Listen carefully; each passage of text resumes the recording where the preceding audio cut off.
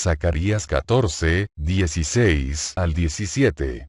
Todos los sobrevivientes de todas aquellas naciones que vinieron contra Jerusalén harán un peregrinaje año por año para postrarse ante el Rey Yahweh de los ejércitos y para observar la fiesta de las cabañas, conocida en hebreo como Sukkot.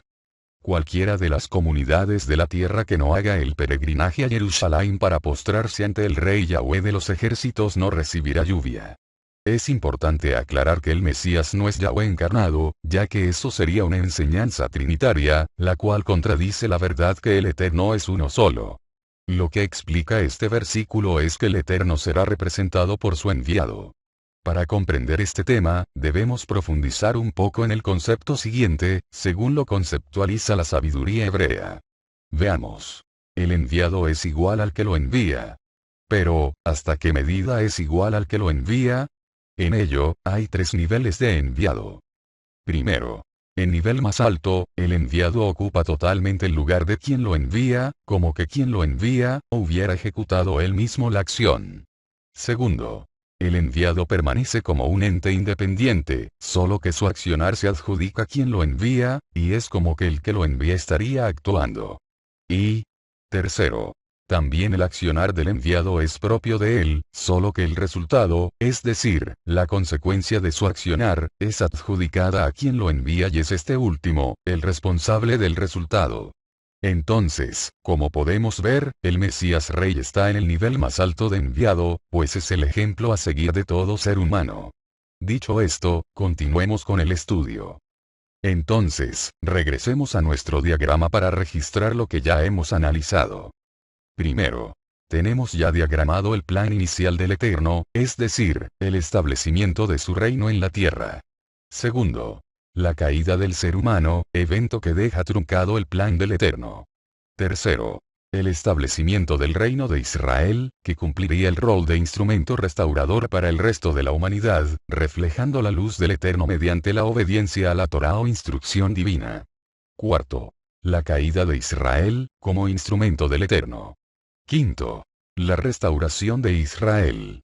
Sexto, el restablecimiento del reino de Israel, el cual dará su inicio con la venida de Mashiach ben David o Mesías Rey. Y ahora, procedamos a diagramar la siguiente etapa. La restauración de la humanidad a través del instrumento del Eterno llamado Israel. Este evento acontece durante el milenio sabático. Bueno, diagramado esto, continuemos con nuestro estudio cronológico de las Escrituras. Ahora, procedamos al recuento de los acontecimientos que tendrán lugar al final del milenio sabático. Esta etapa marca el final de nuestros tiempos. El final de los 7 milenios desde la creación del hombre. El inicio de la era conocida como el Olam Abba, traducido como el mundo por venir, en donde el Eterno morará una vez más con su creación. Veamos. Esta etapa da inicio cuando el Satán es desatado. Revelaciones 20, 7 al 9. Cuando se cumplan los 1000 años, al Satán lo soltarán de su prisión y saldrá para engañar a las naciones que están sobre los 4 puntos cardinales de la tierra, a Gog y a Magog, a fin de congregarlos para la batalla. El número de ellos es como la arena del mar. Y subieron sobre lo ancho de la tierra y rodearon el campamento de los santos y la ciudad amada, pero bajó fuego del cielo y los devoró. En este punto, retomaremos las interrogantes que anteriormente dejamos expuestas. ¿Por qué el Eterno ata al Satán solamente por 1000 años? ¿Y por qué no lo envía de una vez al lago de fuego para destruirlo de una vez por todas? Recordemos que es necesario conocer de sabiduría hebrea para comprender este hecho, ya que a simple vista se puede malinterpretar que el Eterno tiene una mala naturaleza que nos quiere ver sufrir aún más. Sin embargo, es todo lo contrario, tal como lo veremos a continuación. Inicialmente, es preciso que comprendamos el concepto hebreo denominado Teshuvah, traducida al castellano como arrepentimiento. La palabra arrepentimiento, dentro de la perspectiva occidental, implica un concepto abstracto, es decir, que es algo que no se puede verificar con los sentidos sensoriales. Sin embargo, dentro de la perspectiva hebrea, todos los conceptos son concretos, es decir, que son verificables a través de los sentidos sensoriales del hombre. En base a esto, la palabra Teshuvah debería ser traducida correctamente al castellano como retornar.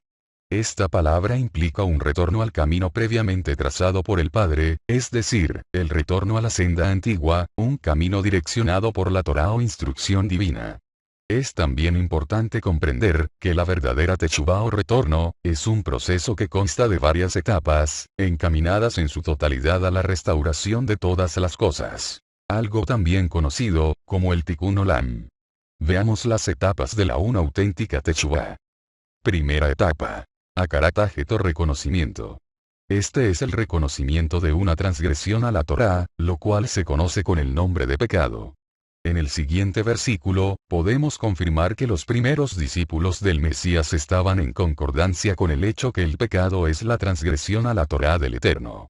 Primera de Juan 3, 4. Todo el que comete pecado también infringe la Torá, pues el pecado es la infracción de la Torá. Segunda etapa. Jaratá o remordimiento. Este remordimiento es la tristeza que se origina al entrar en la conciencia de que erramos al transgredir la Torá del Eterno. Estos versículos pueden darnos una mejor idea de lo que se refiere esta etapa. Segunda de Corintios 7, 10 al 11. Porque la tristeza que agrada a Elohim produce arrepentimiento para salvación, de lo cual no hay que lamentarse. Pero la tristeza del mundo produce la muerte. Ustedes se entristecieron como agrada a Elohim, y miren cuánta diligencia ha producido en ustedes. Qué disculpas, qué indignación, qué temor, qué ansiedad, qué celo y qué vindicación. Tercera etapa. Vidui o confesión. Esta es la confesión de la transgresión al Eterno y al prójimo. Veamos unos versículos que confirman esta otra etapa. Salmo 32, 5. Por fin te declaré mi pecado, no te encubrí mi culpa. Dije, confesaré mis transgresiones a Yahweh, y tú perdonaste la culpa de mi pecado. Santiago 5, 16 y 19 al 20. Así que confiésense unos a otros sus pecados, y oren unos por otros para que se sanen. Cuarta etapa. Asivat Hajet o abandono del error. Este es el abandono del camino que nos llevó a la transgresión de la Torá o instrucción divina.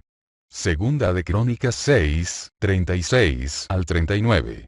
Cuando pequen contra ti, pues no hay persona que no peque, y te enojes contra ellos y los entregues al enemigo, y sus captores los lleven a tierra enemiga, lejana o cercana. Si ellos recobran el sentido en la tierra donde hayan sido llevados cautivos, y se arrepienten y te suplican en la tierra de su cautiverio, diciendo, hemos pecado, hemos actuado perversamente, hemos actuado impíamente. Y si en la tierra de su cautiverio a donde los hayan llevado, ellos se vuelven a ti con todo su corazón y con todo su ser, y oran en dirección a la tierra que diste a sus padres, a la ciudad que has elegido y a la casa que he edificado para tu nombre, entonces escucha desde tu morada celestial su oración y su súplica, ampara su causa, y perdona a tu pueblo que ha pecado contra ti. En este versículo dice, si se vuelven a ti. Esto implica iniciar un caminar desde el exilio, que representa la muerte espiritual, hacia la vida eterna que emana de la Torá del Eterno.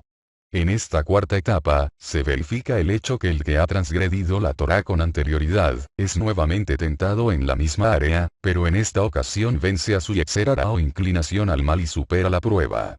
Por esta razón, es que la humanidad vuelve a ser tentada por el Satán al final del milenio.